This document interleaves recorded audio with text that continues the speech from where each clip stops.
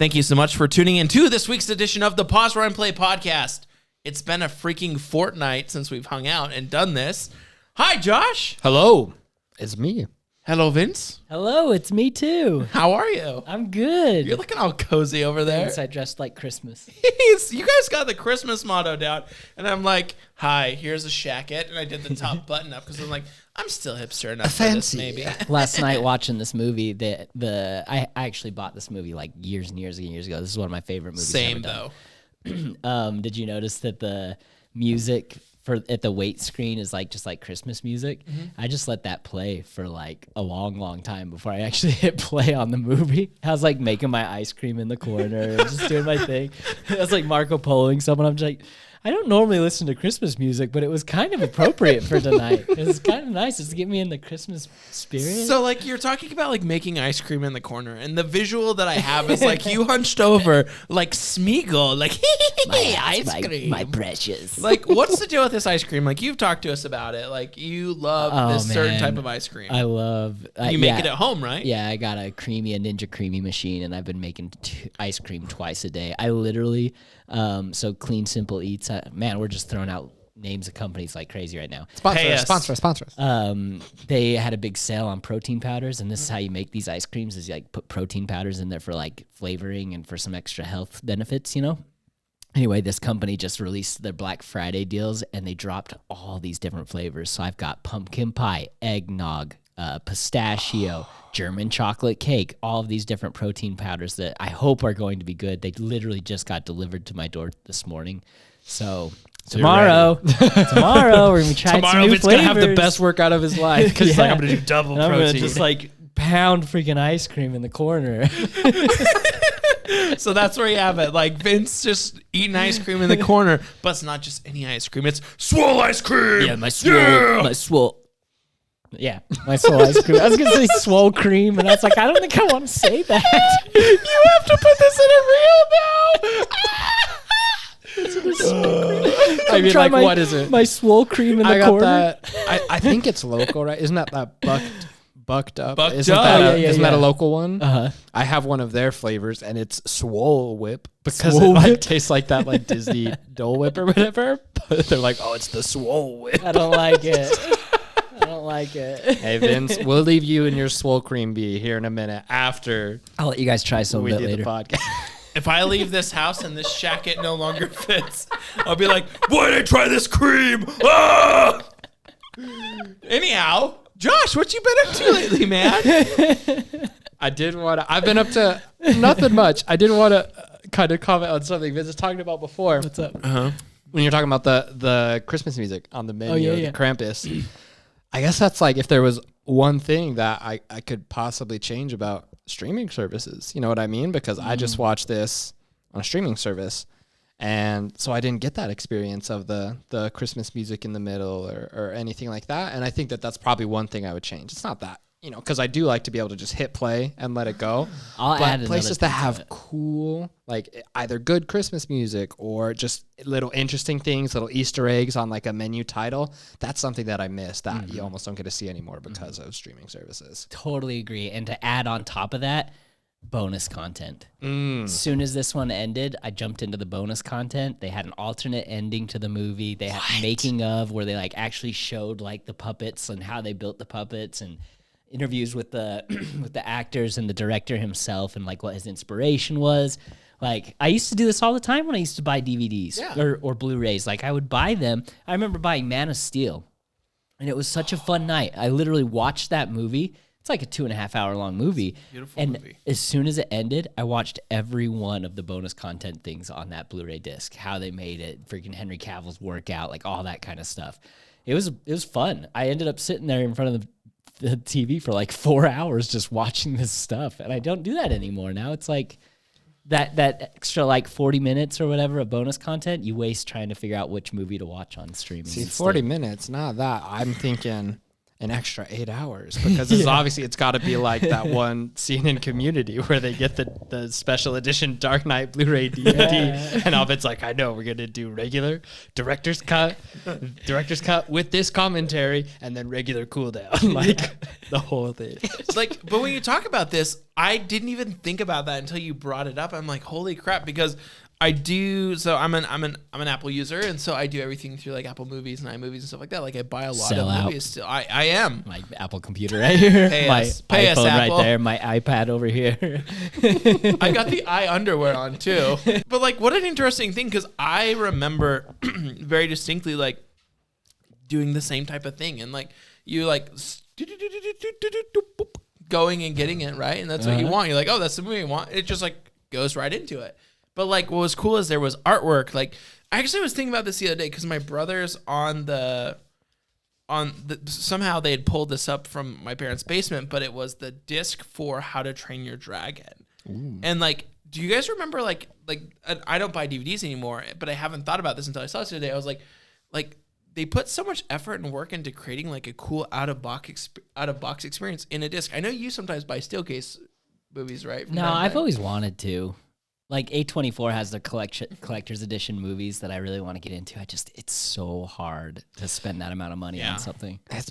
Here's the problem, and this is like the two-sided, two-faced type of deal with it, because I'm like, I miss that. Then at the same time, I'm like, I'm not gonna pull out my DVD player for something that's available somewhere streaming. Yeah, so like 100%.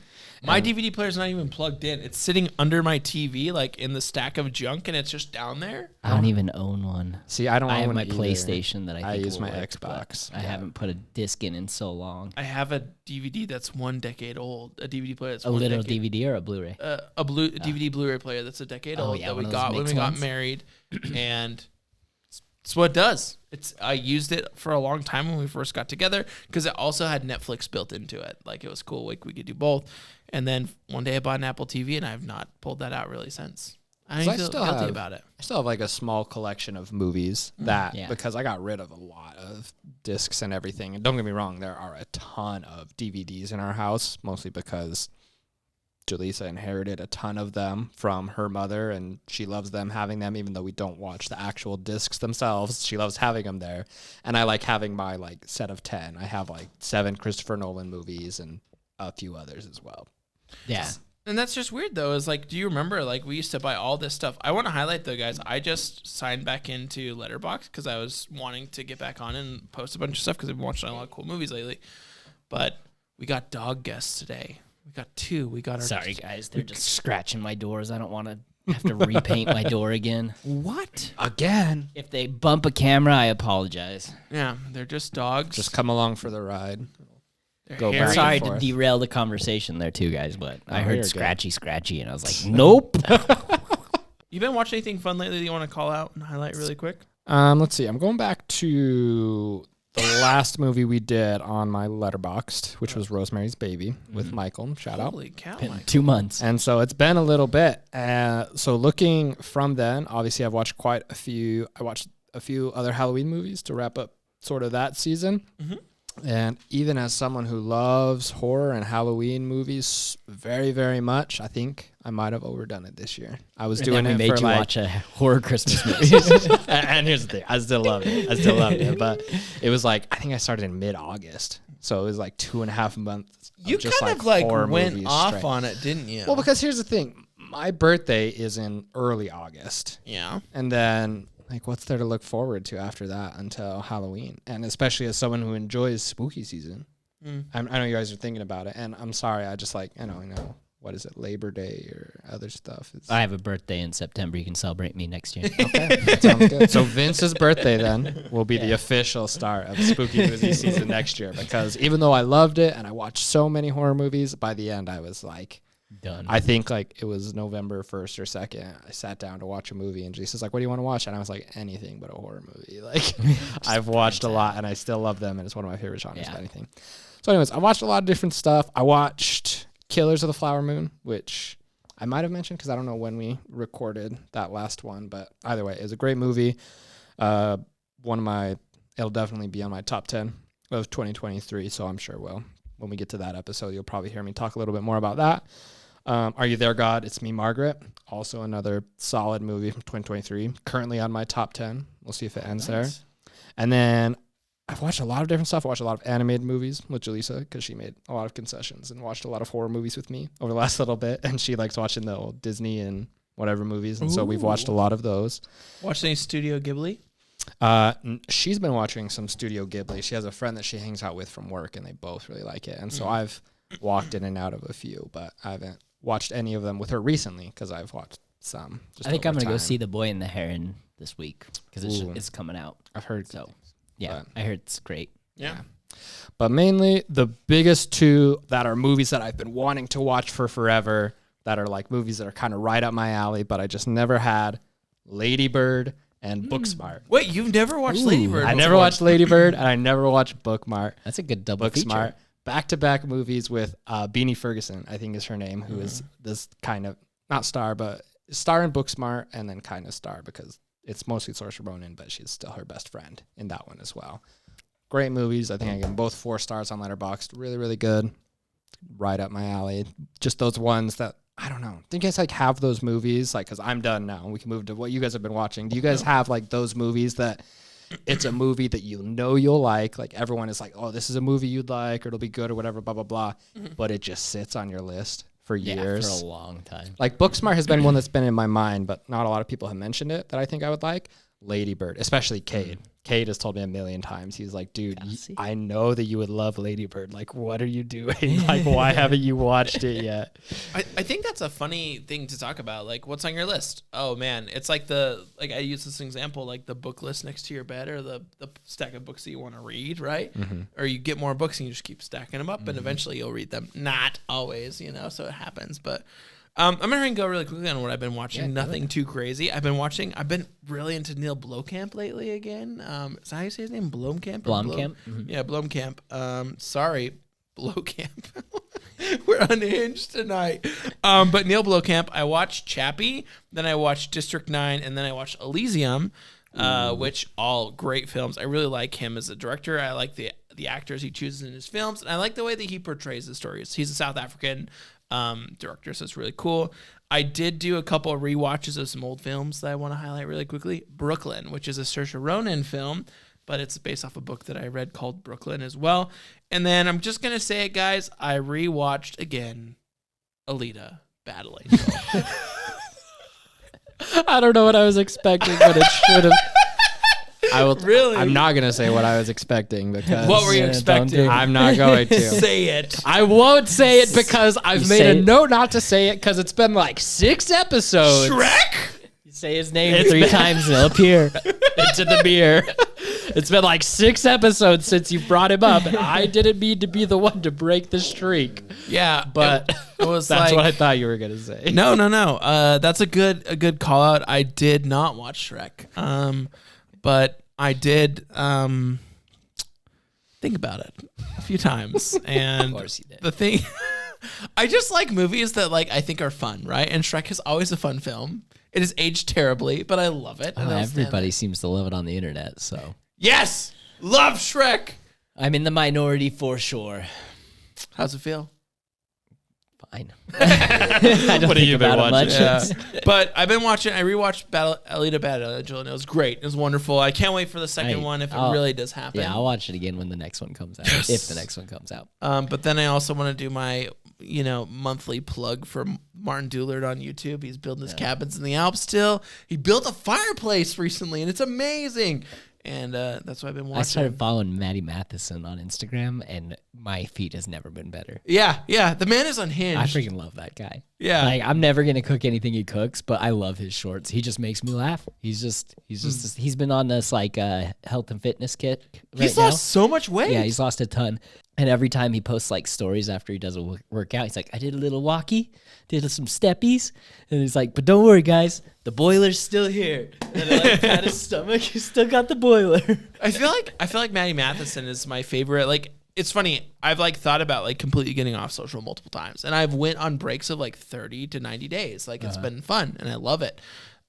But Maddie Matheson is one person I miss. Luckily, YouTube exists for me. He's the guy from The Bear, the handyman. He's starts with an R. He's nice. He got famous on internet for his cooking videos, and he's freaking hilarious. He runs some amazing restaurants. Shout out Maddie Matheson's restaurants, and he has a farm. Oh, that's cool. Dang, that's crazy. He starts every one of his videos like, "Hey, yay! And then he goes into it, and it makes me laugh every single time. It's like, what's up, guys? It's Maddie Matheson. Today we'll be cooking. It does like reverb to it too. Yeah. It cracks me up. It just makes me laugh. One of my favorite ones is, I can't remember, he's making... It's a burger, and he's like talking about what to do with the onions. Like, I don't even care what you do with your onions. You can just eat them with the skins on. Like, just put them all in your mouth and just chew. And I was like, I've never stopped laughing about that. So it's funny and good stuff. But Vince, what have you been watching? Okay, so I got to shout out the new Scott Pilgrim versus the World animated TV show. Just finished that a couple of nights ago. It was really good. Animation is awesome. It was very, very creative. It has that comic book. I never read the comic books, but I was a super fan of the movie when it came out. Like, super, super fan. I watched that so many times, got all my friends to go to it. All of them were just like, what is this? I'm like, it's good, I promise. Anyway. When did that come out? Was that before you went to Puerto Rico or after? No, it was after. Okay. I've been at snow. 2000. I was like trying to think, because I was like, I have to date my life and time sometimes after, before Vince and after post. Vince. Yeah. Pre or post Puerto Rico. If you guys want to know, pre Puerto Rico Vince, I saw him on a cell phone for 2 years, every single, like pretty much every day. And then when Vince and I became human friends, not just cell phone friends, it was great. 2010. Yeah. 2010. It's old. So the new animated show, awesome animation, really cool twist on the story. It's all not the same cast, right? All the same cast. The first episode, you'll watch it and be like, oh, this is just the movie done again. Just not. It felt like someone was doing a cover, like a best hits of the cover in the first episode. End of the first episode, it does its own thing. So get through to episode 2. They're only like 20, 30-minute long episodes. The animation is beautiful. The creativity, the storyline is really interesting. Like, 100% recommend. Other than that, I don't know why, but I've been drowning in the MonsterVerse right now. I've been watching Monarch or whatever it's called. I don't remember what it's called on Apple TV. And then I went and saw Godzilla -1 in the IMAX theater the other day. It was really good. It's a Japanese it's a Japanese movie released in the US, all in Japanese. They're basically rebooting the Godzilla franchise over there. Yeah. And it's very small story about a group of Japanese guys right after World War II, or a group of Japanese people right after World War II. And it's the people versus Godzilla, and it doesn't have King Kong jumping around and over-the-top special effects. It's like very grounded and very emotional, and I like these movies better. I'm not a big monster kaiju movie guy, so I like a lot of people are giving this like way high stars. I gave it like a 3.5, which is really good for me because like Godzilla versus Kong and those other ones I was giving like 1.5 and 2s, like it's fun to watch things blow up, but the stories were just like, what is this? This one focuses more on the story and the relationship of the characters. It just happened to be Godzilla going on at the same time, So I actually heard that like if you're gonna go see this movie, like this was from a friend, he goes, yeah, I didn't realize I'd be emotionally unprepared for a Godzilla movie is what he wrote. So like when you say that, like it was focused on the characters, I didn't know anything else about this movie other than what my friend said, now what you said. And I like these kind of movies like Jurassic Park where it's like you focus on the people, and when you see the fights and stuff happening, you see it from the perspective of the people and understand how big the consequences are to these big like monsters destroying everything. Like they're running around underneath their feet, and you see how you get the perspective of how big they are. You kind of lose that when Godzilla and King Kong are fighting. You're just looking at the whole city. It's just like, oh yeah, that's a city, but you don't really like recognize the destruction and how many people are dying in this moment. So I don't know. I kind of like this one more because it was that, but I definitely recommend it, especially if you're a MonsterVerse fan. Like the TV show's been fine. I haven't like really connected to it, but I'm only on episode 3, so I'm not really Kurt Russell barely showed up, so I'm expecting it to take off. But yeah, it's been kind of fun. The MonsterVerse is an interesting thing. I have a weird relationship with it. I keep going back for some reason. I always walk away just being like rolling my eyes. It's like Fast and the Furious, just roll my eyes, but I had a good time, But he watched Fast X. Definitely going to be on Vince's top 10 of the year. So literally number 10 because it's X. And then there was a Godzilla X Kong trailer that just came out. Yes. So I watched that and I thought to myself, this is going to be terrible. I'll be there opening night. I just can't stay away. I want to see these big IMAX movies. And sit down and he'll be seated. So here's my question. Like, you bring this up, like, I'm not a fan of the kaiju type thing, like the big monster thing. How did you feel about Pacific Rim? I didn't like them. I saw the first one. I didn't like it. I didn't only bother the first with the one. second one. Yeah, I didn't bother with the second one. I loved Pacific Rim, and I would love to have a bigger discussion about it because I think it's like kind of cool. Like, it's kind of like a steampunk futuristic type vibe. But I don't always love the big, when you talk about the MonsterVerse, like, I could give it or take it. Like, I don't get excited about it. I was a huge Power Rangers fan growing up, like as a kid. Like, that makes sense. And that's kind of the same thing as Pacific Rim, right? Like jumping in their giant robots and fighting in the middle of the city. No. A little different. No. I don't know how to talk about this right now, actually. I don't know if Casey is actually saying all right, no. add that one to the list. I will watch Pacific Rim with you again. I will watch 1 and 2 and we can have a discussion. Childhood love and stuff like that, but like, we're talking like... Are you about to make a lot of people on the internet mad, Casey? Don't talk bad on Power Rangers, man. I will talk bad on Power Rangers. Dude, whoa. And it's not that I'm going to be like, oh, Power Rangers are the worst thing, because I was also a fan of Power Rangers. The Green Ranger could take Shrek any day of the week. This is like, okay, I want to highlight this. So we're talking Power Rangers versus Pacific Rim. For me, like, we're talking you get one chicken nugget for Power Rangers. Okay. And you get the big 10-piece meal for freaking Pacific Rim. Like, there's a difference in your experience. All right. And so now that you have a big fancy TV, a big cozy couch, you can watch it in the solitude and peace of your own home and sit in admiration. And remember that Shrek will take the Green Ranger any day of the week. I'll watch Pacific Rim again if you want to do an episode on it. Done. I'll Okay. do that with you. Sold. Okay, but anyhow, that's great. I'm glad. I don't want to argue with you anymore. I was just like, what? Save the arguing for the episode. Yeah, we'll have an episode on it, and I'll talk big on it. Like the MonsterVerse, though, that's not something I think about very often. Talk big about the big monster movie. What's your least favorite monster in all the MonsterVerse, though, is my question. I don't know any of them by name. I know Godzilla and I know King Kong and there's a big three-headed dragon and a Mothra. Oh, the turtle guy. See, this is what I was looking for, actually.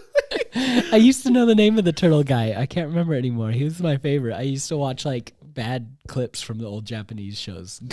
Gamora? No. Are you not turtly enough for the Turtle Club? Turtle. Do you know that reference? Master Disguise? Yes! Okay, do you know that reference? No, I'm sorry. You're better off. It was a terrible movie. Because was that Dana Carvey? Yeah, Dana Carvey. Oh, it was good.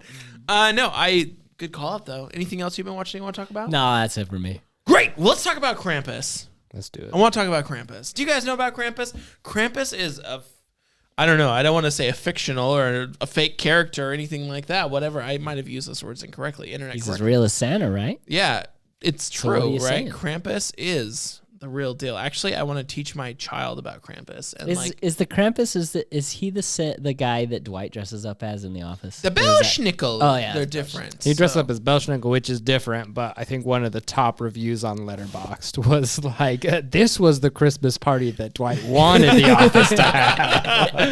100%. But Krampus is like this Germanic, like anti-Santa, like that comes and gets you. The ghost of and, Santa. yeah, literally like wrecks your life if you're not good, grateful, and it's. I think it all comes from just folklore and Christianity mixing like so many great things. However, what a cool freaking story! And Vince, you're the one who was like, we should watch this. You want to watch the Krampus? Can you tell us a little bit about why you wanted to watch the Krampus? Like, kind of like really quickly, like what about this film is like yes. So me and my ex-wife saw this one in theaters, and immediately we're like, well, this is going to be our yearly tradition. We're watching this every single year. Like we both fell in love with this, so we watched it. Yeah, back-to-back years for a long, long time.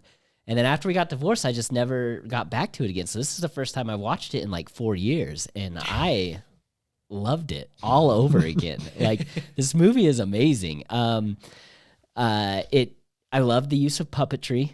It reminds me so much of like Gremlins or something, you know. It's like this happy, takes this happy holiday and flips it on its head and makes it a horror movie, just like Gremlins does. But it does it in a fun, silly, I'd say, like, we talked a little bit about those like transitional horror movies where like you're young and you want something that kind of scares you, but you're not ready for the like scary stuff. So you want to get that like that just like rush of fear, whatever, you know. Fear dopamine. This is one of those movies exactly. Like it takes itself seriously, but it's also like very comedic. You know, I noticed this time around that it even uses like funny like cartoon sound effects, like when someone hits their head, it's like bonk, you know, or like when they slide, it's like whoop, whoop, whoop, whoop, you know, kind of things. And so like it takes this very like serious tone, and then it also like gives it some like comedic effort to it, and it's just a fun time. I love holiday movies. I love traditional movies. I love the callback to those like 80s like puppets and stuff. It just has everything that I wanted in a Christmas horror movie. Yeah, I was really, when I first saw a very similar thing, we went and saw it in theaters, like very fun. Like it has been a Christmas tradition for us as well. And when you're like, oh, let's do it, I was like, okay, because you said the Krampus. And I was like, oh. Is that not what it's called? No, it's just called Krampus. And is it pronounced Krampus or Krampus? I never knew that right. I think depending on where you're from, what you say. I'm gonna say. But I think like, so is there one called the Krampus? That I'm pretty sure it's a B film. Oh, okay. So they made this one, and then they've made Casey accidentally watched that. I watched the B film, and let me tell you, Krampus, a lot different than I remember. Just 5 feet 2 inches tall, scary face, lovely body. No, I'm just kidding. Lovely body. But like, what's interesting is their alternate film versions of this. So I was like, oh man, are you talking about the one with Adam Scott? I think is what I asked. It's pretty much, and you're like, oh yeah, that one. I was like, okay, good. Yeah. But like, oh, I love this movie so much, and I agree with you on the take. And what's funny for me is like, I loved kind of like the folklore element of it with kind of like the crazy monsters, and then but I also was reminded of puppetry, but in the old Rankin Bass type movies, you know, you watched as a kid, like from the 50s and stuff. They're like all the puppets doing things. Like I thought about that kind of stuff in the Holly Jolly from that. And so now that I bring this up and mutter through, and Vince and I have kind of talked about this, Josh, you have not seen this movie. And we're not going to go too far into spoiler territory. It's an old movie now. It's 8 years old now, by the way, guys. Yeah, it came out in like 2015. Is that what it was? Yeah. This thing, 2015. I December always think, 2015. well, it's not too long ago. No, it's long. It's almost 8 years ago. Yeah. So, but what was your thought when we're like, oh, we're going to watch this movie? Like, what did 8 you... years ago yesterday. Exactly. Yeah, December 4th it came out, 2015. I hate that so much. Just missed it by 1 day. What were we thinking? Happy anniversary, Krampus. Sorry your party sucks. Sorry, your party's so lame. Nice. I had not heard of this movie until you recommended it for us to watch. How did you miss it? I was in Brazil. Oh. I was in Brazil right in the middle of it. So I was in Brazil on a church mission while this movie came out. And I was in Brazil from 2014 to 2016. So when it was marketed and then when it came out and any like after hype or anything like that, I was just gone. I'd never heard of this movie ever. Because you were like, let's watch Krampus. And I was like, okay, like Krampus movie, that sounds cool. I was definitely picturing some like 80s, 90s, like old horror movie, some type of deal or whatnot. Kind of and then I was like, we make you watch. And then I looked up something about it and I saw Adam Scott was in it. And I was like, oh, okay, crazy. That was pretty much the only thing other than I was like, okay, it's going to be Krampus movie and Adam Scott's in it. I'm down. I'm in. Let's do it. I'm excited. I start watching the movie and we've got Adam Scott and Toni Collette heading up this Christmas horror movie. And I'm like, I'm in for a treat. Let's go. I was super excited. It was a fun time. I just love because there's so much going on about it because it has all of those holiday, like classic, like things that you'll see in regular holiday movies too, you know, like the cousins, people coming to visit, people arguing with their political views, doing this and that. This isn't spoiled. I mean, like, I guess No, it's pretty, you know, that's just what you're going to see come Christmas time when you go to your in-laws or whatever, like everyone arguing about politics and people doing this and that and fighting, and it's just what happens, right? There's all of that, but with Krampus, and I was not ready for. Sorry, no more until we hit spoilers. No more until we hit spoilers. spoilers. I liked it. It was good. It was a fun time, and I'm happy I watched it. Definitely will be revisiting it. Yes. I'm so proud of you. Did Julissa watch it with you? She did. Yes. Now I can ask Julissa about it because I'm serious. What was her thoughts? Did she like it? She liked it.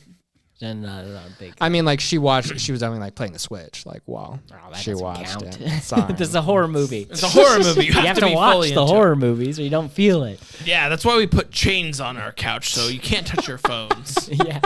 Vince doesn't allow. Lock their arms down to the arms of the chairs so they Starting to sound a little and scary. it's like a Clockwork Orange where they peel the eyes open and you watch this with me. So this is starting to step into 1984 territory as well. However, I love it. Thank you. Ready to get started. All right. Peeling the eyes. But Vince, you got the deets on this movie? Yep, we got some deets. Release date, like we said, December 4th, 2015. Directed by Michael Dougherty. Written by Todd Casey, Michael Dougherty, and Zach Shields. Stars Adam Scott as Tom, Toni Collette as Sarah, David Koshner as Howard, Allison Tolman as Linda, and MJ Anthony as Mac, who is the kid, who, Casey, I wrote this down for you, also plays Jon Favreau's son in the movie Chef. Which Yes, actually, I did know this. Shoot. Yeah, he's I the didn't. the son from Chef. But I made the connection now. I had no idea. Cost $61.5 million to make. Apparently, I didn't write down how much it actually made, but it made like $60 million or something. Like, it made a lot of money. Also, we got to shout out the grandma. We can't forget her. Did Oh, you yeah, get yeah. her I name? got her on here, too. Krista Stadler. No, I don't have her on here. I don't think I saved. It's okay. I just want to shout out the Anyway. grandma because she's great. Krista Oh, she was Stadler. so good in this. Yeah. She's, the yeah. perfect German grandma. Oh, and that's another thing I loved about this movie. We're going to get into it, 'Kay. but it's another. It's just, this movie has everything. A good does. Christmas movie has all the Christmas tropes, and this has it. The spoiler button has been hit. Yeah. Last thing Oh, sorry. Not is just the Letterboxd average review. It's only at a 2.9 and out of 5, and I think that's a freaking shame. Well, would you like to know how Google users feel about it as well? sure. Only if it's good. Well, apparently, I think IMDb said like a 6 or something. think I would say 6.2 out of 10, 66%, 3 out of 5 for most things. Come on. I want to say it's fresh for both critics and audience. On 60 Rotten Tomatoes. 69% of Google users like this. Nice. Like, I even went back and looked at my original review, and I only gave it a 3.5. But if I were to re-add it onto my list, I would give it a 4. Yeah, good. I loved it. I guess not. 66% critics, 52% audience. I don't know what people didn't like about this movie. Spoiler button's been hit. Yeah, let's hit Yeah. the spoilers. They just wanted creepy big Krampus, and when they saw the worm with the clown worm with the teeth, they didn't like it. They got too scared, and they gave it bad reviews. Oh my gosh. That's what's crazy about the show is like, right? Like you go into it and you're expecting, oh, Krampus. So I'm expecting some elves and Krampus. And holy crap, they pulled out all of Santa's goodies and literally laid it on us. On What was really the first thing? Because I think you see the snowman? Krampus like jumping around on the roofs. The hooves? When, you see the hooves. You see him jumping roof to roof when what's her face is going to her boyfriend's house, right? And she Beth, kind of I gets think her name was. yeah, something like that. And then I think after that, the first thing you see, because it was the first thing that this was where I was like, oh, like this is not going to be what I thought it was going to be, is the gingerbread man. I think if I remember right. Is it or is it not? You do get a glimpse of the Jack in the Box underneath the van, the DHL van that she hides underneath. And it does. So she's hiding. So she's running away from the Krampus. He's jumping across the rooftops. He lands, she hides underneath the bus, and then he jumps away and disappears, and then you start hearing that. And it slowly opens up, and you just see the top of the head kind of cutting, and then it cuts away. I was going going to to say, it was like, it was so fast. you get a taste of it right there. But then I think you're right. I don't think you actually get a monster unless you count the snowmen. The snow, or the snowmen. Well, the snowmen snowmen are front. built by the dark elves. Yeah. Oh yeah. And do you know what the dark elves are called? I guess the snake underneath the snow too. Do you know what the dark elves are called? What their name is? They're called sheep harassers. Is what they sheep harassers? Yeah, that's the name of it. So they're like the name of it. And I thought this was funny. It goes, I'm gonna butcher this because I don't speak German. Steckarstar. It's like me trying to read these actors and directors' names over here. Yeah, but like it literally means like sheep coat clod, and it's like a sheep harasser. But they're like those guys build those and bring them out and type stuff with the magic, which is really cool. But I kind of love it. I love how this movie starts. It like I said, like I was ranting about right before we got into spoilers. It really hits all of the Christmas tropes. You know, you got the family that just wants a good Christmas picture, but they can't get one. Starts the big fight down at the store, and the creepy Santa like eyeballing the daughter. You got the Christmas Vacation style brother-in-law showing up, who's like a gun nut and just like super like gross and the annoying cousins. No one's getting along, and that first like 20 minutes of the movie is just like very much a Christmas movie where nothing really weird happens. It's just setting up this mood of just like this Christmas vibe and the unease of that kind of like what's going on, like the discomfort of everyone coming together and how they complain and like they talk about the food, and then the grandma's in there baking cookies and did you make a Christmas list? Oh, the freaking did you write your letter to Santa? She was the worst. The old aunt? The old aunt that shows up and just has nothing good to say. I felt for Toni Collette's character so much in this movie. It's just like, I would not invite these people. And that's another thing that I love about it is like, once all said and done, Adam Scott, Tom's character, has a lot of good like one-liners about like why do we do this? You know, where Max is that his name, the son? Yeah, is just like asking him like why do we keep inviting these people over? And Adam Scott like doesn't really have a good answer for it. You know, he's just like, oh, you kind of got me, but you know maybe it's to remind us, you know, to go out of our way to love one another, you know. But at the end of this like horror movie about Christmas, it really has a good message about the importance of family and what we do for each other. Yeah, and it's got everything. It's just got so much. So you want to know the message that I got from this movie? Yes, it's the main theme. It's what they try to drive home. Consumerism is bad. Like that was literally like me halfway through the movie. I was like, I wasn't walking into this expecting to get a lecture on consumerism and how I need to, you know, not do all this stuff. Well, because the way it starts, too, I wasn't ready. Because, yeah, it started and it eventually it showed the family there and getting the pictures and whatnot. But originally it's playing Silent Night, I think, right, as people do the Black Friday shopping and people hitting each other and going crazy and stuff. And I was like, what is going on here? The madness of the season. And then it's, you know, you figure out why later because the grandma gives everyone the lecture. She's like, this is your fault. Like, you all loving all of your things. Like, it's come for us now. It's your fault.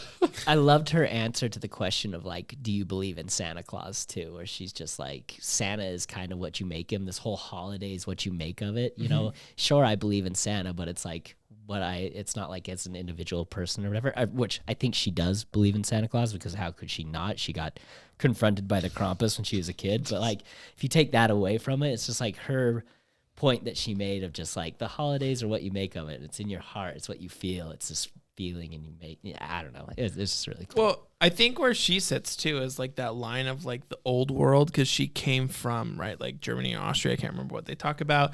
And she talks about like they show the video of her like interacting with the Krampus and like having that experience as a child and like having nothing after the war and all this. Which and now I was going to bring this up, the best part of the movie. I wasn't ready for that. Best part. Like I said, it has all the Christmas tropes, including the stop motion scene. And it's a dark version of the Happy Christmas stop motion stuff. It's the best part of the movie. Beautiful, dark Christmas, indeed. But yeah, you're right, man. Like she 100% just comes from a time and a period where she learned very quickly to appreciate the little things that you have because she didn't have anything when she was a child. And I just love how much of a badass she was too, and like no one else could he take headed of her instructions. Make another Office reference, but she was like, keep the fire warm. And then like an hour later it goes out, and that's when all the stuff happened. And then, you know, after so much stuff happens, I think it's after the kid gets pulled up the chimney. Through the chain? Through the chain and stuff. We'll go to that. And then right afterwards, you just see the fire go on, and she's putting stuff back on, and she's like, keep the fire warm. She's like, what are you doing? She's like, you idiots, I gave you instructions. The warrior of the group. But yes, we can talk about the kid. We can talk about probably like a lot of the different kills and things that happen that are crazy in this. Well, like, I'm getting vibes of another horror type film that's going on right there. Definitely don't want to give spoilers for anything, but it rhymes with The Purge. And so Surge? The Surge, like Surge the drink Splurge? from the 90s. But like, what's really fascinating is kind of like that callback for me was kind of there. I was like, okay, cool, kind of meets the dynamic. And then the fact that like, that winter storm came in, and I think you guys kind of talked about this, like, but it's like, oh, it's all going around, and like, oh man, the guy delivers, and the family's there, and like, oh, is this package from you guys? It's like, nope, must be the boys in blue or something. It's like kind of what the guy says, right? And it's just straight up a leather sack. Like, Just chilling. who's delivering a leather sack to people's houses and bringing it in their home type vibe? UPS, Not me. obviously. No, I'm not stepping in there. What do you call it? The production design? Is that what it's called? Yeah. They freaking killed it in this movie. Oh my gosh. And that was another cool thing in the bonus stuff that I walked through is they have like a gallery of like all of the art that they drew before actually like filming and stuff. Mm-hmm. The creativity that goes into this creepy Christmas style is so cool. Like you should go look at some of the gingerbread sketches that they did before coming like actually like doing the like cute friendly gingerbreads. They did some creepy looking gingerbread men, and it was awesome.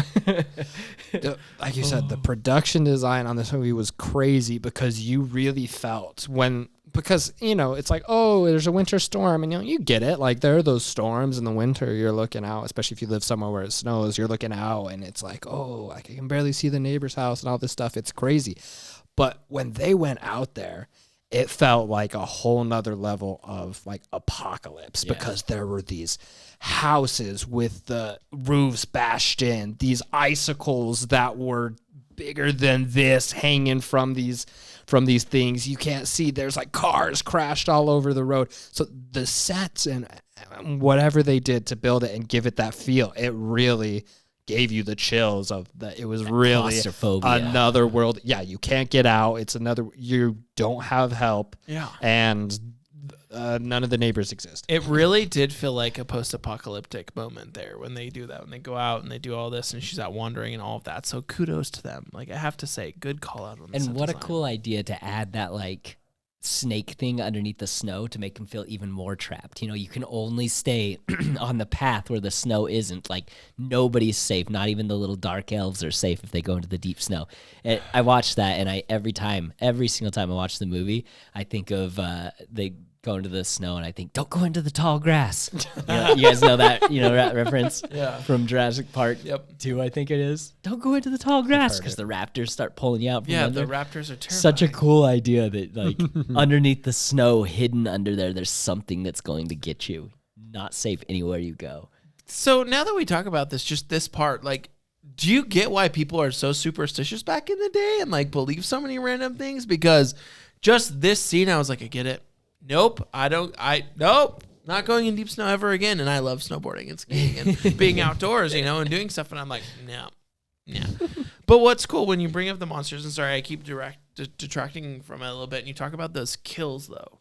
What was your favorite kill, Josh? A favorite? Yeah, the interesting thing is no one ever dies in this. They just disappear. And that's, I think, why it's another one of these good like, transitional movies is, like, there's barely a little bit of blood when they bandage up his leg, but other than that, it's just like people disappear. So I feel like a 13, 14-year-old kid can watch this and it won't be too like jarring, Anyway. Yeah. What's your favorite disappearance? What's your favorite? What's my favorite? Abduction. My favorite Krampus abduction. I can tell you my least favorite that again they didn't show because I had to look it up again watching with Julissa was the dog went into the vents and it was just kind of assumed that the the worm thing kind of got to it before it fell out in front of everyone. So obviously least favorite, always negative points for the dog. Yeah. It's true though. Here's the thing. I'm trying to remember because I watched it on Friday. So it's been like a little bit. But and this could be just because we mentioned it and I'm kind of forgetting some of the other ones.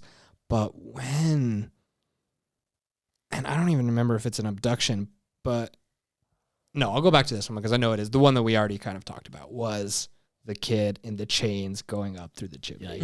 Because that one for was the fat kid. crazy. Well, because here's the thing, and that's why, like, eventually, like you said, it didn't end up being like too gory or brutal. But that hook comes down, and that thing, it just looks menacing. And that's what we're talking about, right? Even though all of it doesn't end up being too crazy, how the monsters look, how that hook looks, how the chain looks, how creepy and... I can't talk about that because otherwise I'll stop talking about the kill, but I want to, don't let me forget later to talk about Krampus and how he actually looks in his face because it's not what I'd expect, right? But anyway, so that was like my favorite one because it was just, it turned into one of those scenes because it starts out again with amazing interior production design of just like, you know, like that nice, quiet night before Christmas, even though it's already kind of been like, oh, there's a storm, but you've got like the fires, embers are there, everyone's kind of sleeping on the couch in the living room, like what's gonna happen? And then the hook comes down and it has, what does it have on it that the fat kid goes for? It's a gingerbread cookie. That's what I was going to ask you. Did you know the gingerbreads were going to come to life? No, was that a surprise? Zero clue. No idea. Well, because the first gingerbread, because later on there's more of them, and they kind of like grab like the knives and stuff, and they're doing all of that or whatever. But that first one is on there, and then when it comes alive and it's like doing all that stuff, I was like, that first one especially is extra wild, and I'm just like, what in the heck is happening here? And it makes you like realize at that moment where I don't remember the guy's name, but the redneck dad sees the gingerbread like stabbed up against the wall. It's just like, oh, well, the things are trying to kill people. I love that moment where he sees it. He's like, some sadistic guy to do this, you know? It's like, no, they're defending themselves. Oh man. What about you guys? I think my favorite had to be the whole attic scene when all the monsters just like you start to get all of them. But that moment specifically, well, I have to say my favorite monster because I have to like narrow it down to one. The teddy bear monster. Yes, that was what I was thinking about saying before. Yeah. So the teddy bear monster is oh my gosh! And when she stabs it in the eye, and the green just like goo comes out. Oh, dude, I think Janice almost threw up at that part. She was like, "Yeah, the name for it." Yeah, so that one's called Teddy Claw. Teddy Claw. Like Teddy Claw, pretty much, I think is what it is. Teddy Claw? Oh my gosh, that's one. great. He's so creepy. Yeah. But there's and my favorite is in there too. It's the Perchetta. What's that? The doll. Okay, I'll let you talk about the doll then. But you go. Because talk about it. No, you talk about the doll. My favorite moment is the creepiness of first seeing the Jack in the Box slug. And she's slowly devouring one of the kids. And you just see it, and it's making this weird noise, you know, and it's like got this giant, like, creepy mouth opened up. And you just see these feet slowly sliding in as she's being, like, digested by this big Jabba the Hutt slug demon thing. It's just like, what is happening? What is going on? What are these, like, demons in, like, happy clothes, you know? It's so good. Yeah. Yeah, you talk about the freaking... No, talk about it from your perspective first, though. The doll is creepy, too. Like, them looking up, and you just see it, like, slowly, you know, open up its wings. And this is the kind of effects, like, yeah, it could come off of really silly because they're puppets, but they don't. They come out extra creepy because they have that tinge of realism to them, you know? Like, these... It's like seeing a doll come to life for real. I've been on a Chucky kick since October. You have so, been. like... I'm so happy they never used a CGI Chucky because he's supposed to be a doll and he feels like a doll, you know? And it's the same with these things. They're supposed to be toys and they feel like toys, and it makes it extra creepy. So 100%, I like that you said it could come off real corny because like sometimes like doll kind of activity or puppeteering becomes just like, oh, corny. But I hate that doll butterfly monster thing. I hate it. The bird, angel, devil, whatever it is. I hate dolls already. And that thing, like I was like, I told Allie when we first saw it, I was like, that thing comes alive. boom, nope, I hate it. That was like, it's the scariest thing to me because like one of the things, and like, I don't know how you guys, where your relatives had at their house, but like I had relatives who had curio closets, like the glass closets with dolls in them. They're just sitting there. And you're like, yeah, don't open that. Like, so I feel, and this was like long before I saw Annabelle type stuff. So that was creepy, but I think I like want to call out just the same as I love the big slug. Like that's like one of my favorite is like the slug thing. Cause it's like, you think about the creepiness of children's toys in general, like old children's toys. Like for them, it was great because it was what the thing was. And now for me as an adult, I'm like, yeah, I have to get the least creepy toys. Well, the Jack in the Box is the weirdest thing too, because literally the point of a Jack in the Box is to scare your child. It's like watching a. Yeah. Well, because it's just that. Oh, sorry, dog. I'm so sorry. It's just that next level because it has the clown mask over top. And it's not even just like, oh, that it has it there. There's like one piece of it here. Yeah, and then there's one piece on either side of like the bottom mouth as it opens up. And there's all the teeth. And it's just the slimiest, nastiest thing that would just be literally terrifying. That even though all of these people were already kind of on notice that, hey, something's not right, something's not going well, they saw that and it was the next level of that's it. Man. What was it that I'm gonna look up their names because I can't. I feel like I'm Linda, Allison Tolman's character. They go downstairs and she's just like, what happened? Or the husband's like, what happened up there? She's like, I don't think you'd want to listen to it. He's like, I just got my ass handed to me by Christmas cookies. I think I can handle it. Oh man. I think what's fun about this too is like as you progress on and like the house like gets destroyed and kind of things change and all in one room, but like once they all get sucked out of the home and they're all like doing the chant because like we're gonna make a run for it, we're gonna get the thing, and then outside is Krampus and all of his like little dark elves and they're around like this fire pit type thing and you're like amazing. Oh, at the end? Yeah, sorry, I'm talking like, sorry, I'm like building, jumping as far. It's not me saying it's time to go. It's mostly like, I like how we go from like, oh, here's some Christmas cookies to like demonic figures dancing around a pit. Yeah, but it makes sense and it's great because it's Christmassy. It's like, oh, it's cold, but we're having a bonfire. There's a pit. Everything is good. But I guess, Vince, what else do you want to kind of chat about with this one? You have a list over here. No, I was just going to look and see if I did have anything else on my list. But I could get to the ending. I mean, we're skipping over a lot, but that's the... Yeah, what do you... No, I don't want to skip too far. No, yeah. Krampus, how he really looks, because, you know... I mean, yeah, we got to talk about him when we're talking about monsters. Right, exactly. We're talking about monsters. We get to where we're looking at Krampus. And again, like, it was my first time watching it, and it's been a couple days, so I don't remember who it is.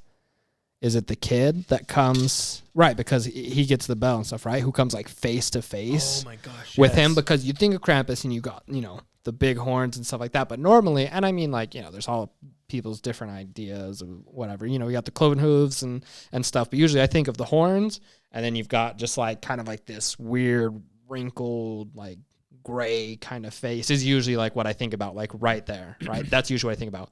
Yeah. But you had the horns that are curled up there, and then you had, like, a regular, like, St. Nicholas red type of cloak. Yeah. And then under that was this old, pulled down skin, wrinkled, like this the skin you're talking moist, about? wet, like face that's under this hood that they, because, you know, for the longest time, they kind of just, you know, they show him jumping on the roofs. And then there was one part that I was like, oh my gosh, like that I kind of laughed at. Not that it was like stupid, but I was like, what the heck? When they were looking at the snowmen outside, because a lot of times in horror movies, you know, it's like something dashes behind somewhere or something like that, and you're like, oh, what was that?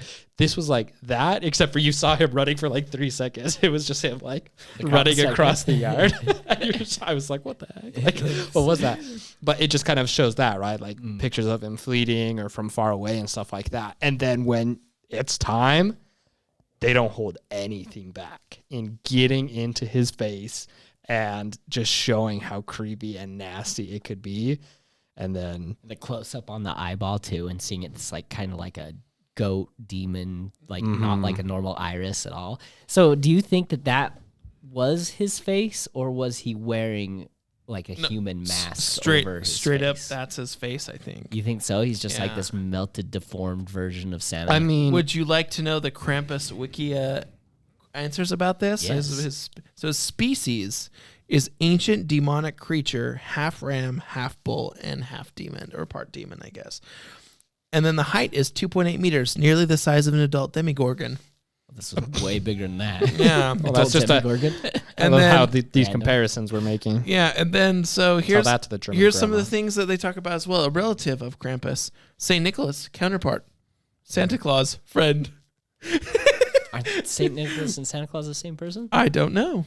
I don't Gotta know. I don't learn know my more Santa about the Claus lore. lore very well. But also the place of birth for Krampus. Are you ready for this? South Pole. Either hell or an underground cavern in the Central European Alpine region. I was way off.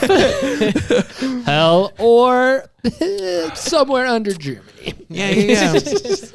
Yeah. So originally he originates as from the Krampusnacht, a holiday that's celebrated in the Alpine regions of Austria and Bavaria. See, I was kind of And, going on with that, the idea of he is a demon from hell. Yeah. And I feel like all of the monsters are kind of wearing like holiday masks, even though they're demons, you know, and you see their faces kind of come out from behind their mask or whatever. I was kind of thinking the same thing with Krampus, like that was his mask. Oh. And he's like a demon behind it. But Sorry, I wanted to answer your question though. Oh, Sorry, yeah. I forgot. I want to read this section. I got off the Krampus Wikia really quick. But to answer your question, he dresses in a long, thick, patched red hooded robe trimmed with dirty gray fur and spattered entirely in change, while his hooves and long demon tail are shown sticking out underneath it. Krampus also wears a screaming, demonic, Santa-like face mask. Oh, so it is. There Yeah. you go. That covers his entire face except for his red goat-like eyes and mouth, which is just seeing through it. So just wanted to call that out. And that really makes well. sense. I gotta go watch it and like pause on it. Because I feel like it looked so old that I was like, it either is like, because I was like, Oh, it's here we just go. like Here's him and he's super old. And Here's a gif the of it. skin. the It's mouth just that's just like wrinkling. constantly open and hanging low. But look at Mm-hmm. that gif though. That really brings it out for you right there. Do you see what I'm Uh-huh. talking about? Here you go. Like, Yeah, look I at feel this you. though. It's terrifying. I didn't know that was a mask though. It does, yeah, I I can't just tell thought he, either. It like- almost looks like his face. Like sometimes it does, sometimes it doesn't. Yeah, I don't know. I He had wears it very, very well. where's looks very nice. 10 out of 10. hi, Mr. Demon. What would you like today? I'd like an old wrinkly face mask, please. Perfect. Let's put it on you. It really brings out the color of your eyes. I'm going to invite Krampus over for some swole cream later. Oh no, that's great. But I think really quickly too is one of the things I kind of liked about this, and I apologize for jumping so far ahead earlier, was kind of how like you brought up the bell that the grandma received and kind of like passed around and shares and like kind of we're aware of. But I also liked how they tie in Christmas throughout the whole thing in like not such an awkward way. Like at one point in time, right, the tree issue and kind of what happens with that, and they kind of salvage the presents and still do the thing. They're like trying to make the best of like a bad situation, which you kind of talked about. You're like kind of like, oh, this is the moral of the thing. Josh got no consumerism, and you're kind of like, oh, you can do this. And I was like, I love how that kind of like experience happens as well as like they kind of like bring the heartwarming in amongst the humor and the fear. And but what I oh man, I'm just I got one more thing to say about Krampus. I kicked this dog in the head. But yeah, go. When he first crawls through the fireplace is And just it breaks. one of the coolest reveals in entire. Like it's just one of the coolest reveals. Period. He literally crawls down, and you see his creepy hands come out, and those giant horns just kind of like sneak out. But that's all after the freaking fireplace just like shatters and Has breaks broken, open, and he right. just like slunks out Slunk. the chimney and confronts freaking what's her name, the grandma, I forgot her name. Umi or Umi or whatever. That's so cool. Anyway, that's all. I just had to throw that in there. One last thing that I nerded out about, Yes. but I got a question about the ending. If you guys are ready to get to the ending, I'm ready. Are you ready? I'm ready. Yeah, let's do it. okay. So it all wraps up. Mm-hmm. Max gets a bell. He's off the hook. He decides to go save his family. Yeah. He confronts the Krampus. Krampus laughs at him, chucks him in a giant hole, and he wakes up the next day, Yeah. and he's back at home. It's Christmas Day, and nothing happened. And then you slowly get this realization that something is off. You know, everything seems so happy. Everyone's learned to appreciate, especially Max has learned to appreciate his family, you know, and love each other, and everything's happy on Christmas Day. And then you slowly start to be reminded of they slowly start to be reminded of all these weird things that happen. And it pans out, and it's like they're in a snow globe, and you're in the Krampus's like demon house. Yeah. My question is, what is your interpretation of that ending? Because there's two ways that I can look at it, and I don't know which one I want it to land on for my head canon. What's your two ways? There's a very sad way, and there's a very happy way. Here, that let's do ours first before we okay. go on, because maybe there's something that we think that's not even one of Vince's. So I'll say this originally. Yeah. I was that close to hating this movie. Because for a second there, I thought that they were just going to say, oh, it was all just a dream. Nothing happened. We're a happy family. All that stuff never happened. You just dreamed it. Merry Christmas. Boom. The movie was over. And I was about to be like, boo! Boo! I don't love... I was literally, you could ask Jaleesa, I was yelling at the TV. I was like, there's no way they did all that. They're just backing out on it. This is BS. Cop out. This is BS. And then, like you said, he opens the present and it's the bell, and they all just kind of... It pans to each of the different people. And the way they do it also, done so well, very well. They pan to each of the different people, and they hear some of the things, so you can tell that they're remembering what had happened. And so all of those things happen. So I think I can also kind of think of it in a couple ways. The one way is because he was talking about from either what he had learned or all these different things, he was like, I know you can take it back, is like what he was saying when he was confronting the Krampus. Yeah, because he's talking about his wish, right? Like, that's what he's wanting to get back. Exactly. He's like, I know you can take it back or whatever. And so part of me is How did saying... we skip this part, though, really quickly? Sorry. No, you're fine. The reason this all happens, by the way, is because the grandma says, send your letter to Santa. The cousins discover the letter and talks about all the things like that's going on in the family and kind of does it. So he shreds it, and like that wishes for them to all wishes go away. Yeah, that everything could be done away with, and like that like Christmas doesn't need to happen this way or whatever. And that's what sets everything off. So sorry, we missed this part, and it's such a huge thing. That's my bad. I jumped us around. Now keep going. No, Krampus, you're good. That makes Max sense. wants it, takes it back. Well, because if I'm not mistaken, Krampus like has like the burn, because he shreds it and then it ends up in the fire or something at one point, right? He wraps the bell in the letter. So when he opens up the bell, you see his letter on it. His thing on it, yeah. So my one interpretation is because of his wish and everything, his family is brought back, and it's as if it never happened. But even though no one else anywhere else would remember it, like this family just has this memory of what happened, and it's like a psychological terror type of like thing that they just kind of have to live with it the rest of their lives. They're alive, and it's as if it didn't happen, but all of them have that shared memory, so it happened, right? Mm-hmm. That's one interpretation. Another one that I thought of is they're all died, they're all dead, and they're in hell, and they're just like remembering or the afterlife or whatever it is, and like kind of to A to B, they are literally in said snow globe in Krampus's workshop. Yeah. So I guess that's three, but like two of them are kind of close. That's my interpretations too. Either it's a happy ending where they learned their lesson and they learned to appreciate each other, and Krampus gave them their life back, gave them a second chance, or B, he laughed in the kid's face and shoved them into purgatory, so they have to live this Groundhog's Day Christmas over and over and over again, because that's what the kid wanted. He wanted Christmas to be just like it used to be. And so it's just like, Krampus is like, yeah, you want that? You're not going to want it after a million days of reliving the same day over and over and over again, because Krampus comes to take. He doesn't come to reward. So did he take this family and shove them into a snow globe to live the same day and torture each other for the rest of eternity? Or did they have a happy ending where they got away with it? Here's the thing. There was so many snow globes, right, of different houses and different things. So how many people is he taking prisoner? Or is this just his way of watching them is through the snow globes? He can see everyone on Earth because he has this magic snow globes to watch them. That's how he sees you when you're sleeping. Remember, the grandma says her entire town was destroyed by Krampus. And so that town wasn't rebuilt. Everyone was gone. So that's why she had to leave, in theory, right? I think they're just straight up in snow globe hell.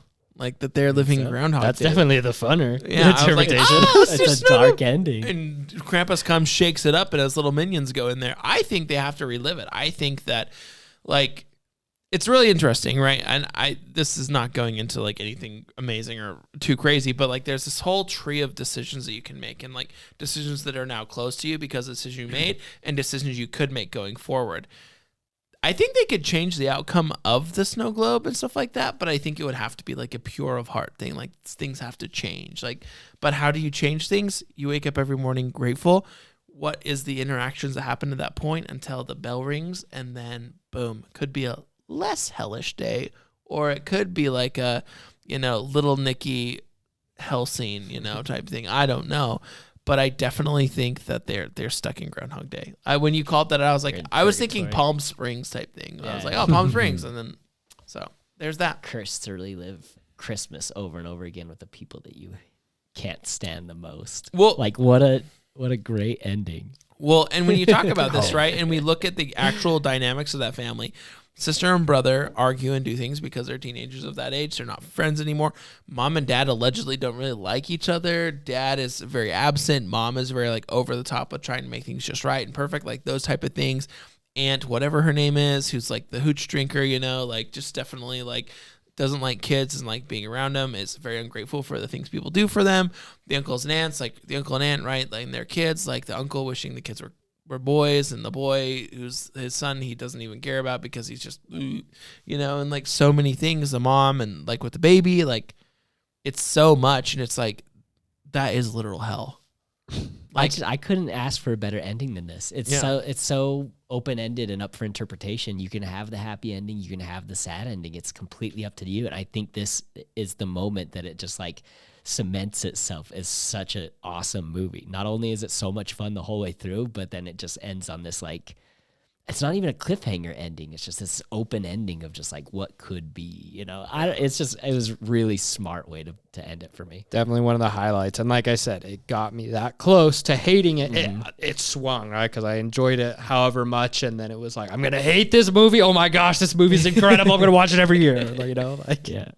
Josh's new Christmas tradition. So I guess I just have to throw in there was an alternate ending too that they added to it, and I saw it and I was just like, oh, is this going to answer my question? It doesn't. It's pretty much the same ending, except for literally the only difference is Max is the only one who recognizes what happened, and everybody else just keeps going throughout the day as if nothing happened. So that I remember watching this because everyone's like just doing their thing and happy, but that doesn't do that. So I'm glad they chose the ending they did, which is good. But that one would make me question it even more where they are, because like his family and everyone is unsuspecting of the Krampus to begin with, right? And what's going on. But wouldn't it be absolute hell for you, the Wishmaker, to have trapped your family in literal hell with Krampus for eternity and be the only one who knows that? Pretty good. Good movie. All right. Excellent. On a Vince. scale of 1 to, what did you rate this on Letterboxd, by the way? Now, I guess your old one, you did it before. Josh, what did I'd you give rate it a 4 on this one. Here's the thing. I think I gave it a 3, but the more we've talked about it, I would probably give it a 3.5.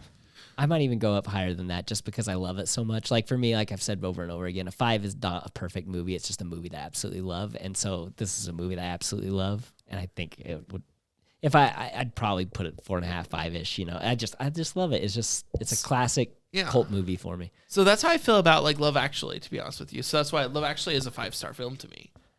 I would give this a 5-star as well. Like, because it's fun, it's enjoyable, and it's something that makes me want to enjoy something that is like of the season, but not like just your typical like, sorry, Josh, I'm going to your drain. Commercialized Christmas production, right? Like, I want something that's a little bit unique and fun and kind of like silly, but that like gives like, you get a literal situational peek into people's lives and the struggles they have, but you still leave kind of feeling happy, but also like, what's going on? Like, I love that.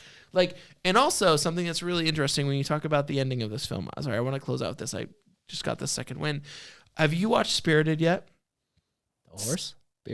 Spirited, the Apple TV one. Oh, with Will the- Ferrell. No, with Will Ferrell and Ryan Reynolds. Yeah, So have I you watched not. it? Okay, have you watched it? I Okay, watched it last so I'm not gonna do it, but I will say I'm not gonna go into Sorry. the spoiler. It's fine. It's fine. Another movie You Josh guys- hasn't seen. You guys have so many movies I also haven't seen, so it's totally good. But I'm just gonna say what the best part is an ending doesn't have to have the perfect, desirable ending, and this film does not. I don't feel satisfied with the ending because I don't know the full outcome, but I feel so satisfied not knowing the outcome that I want to watch it again to see if I can find the outcome and enjoy it more.